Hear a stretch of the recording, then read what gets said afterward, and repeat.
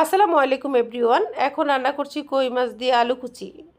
Actually এটা একটু uncommon, তবে আমি এক জায়গায় খেয়েছিলাম, সেখান থেকে খেয়ে অনুপ্রাণিত হয়ে এই রান্নাটা ট্রাই করা। প্রথমে আমি হাফ চামচ হলুদ মরিচ, হাফ চামচ ধনিয়া জিরা, স্বাদ মতো লবণ দিয়ে মাছটাকে ম্যারিনেট করে নিয়েছি।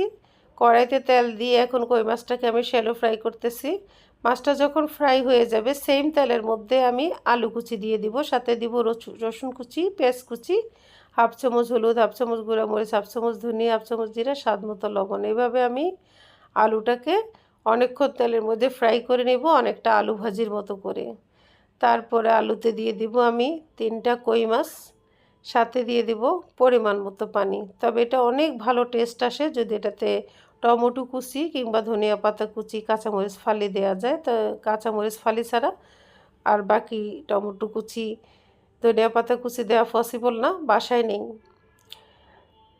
এখন এটাকে আমি আরেকটু ফ্রাই করব, এই জন্য তেলের পরিমাণটা একটু কম মনে হয়েছে, সেই জন্য আরেকটু তেল দিয়ে দিয়েছি।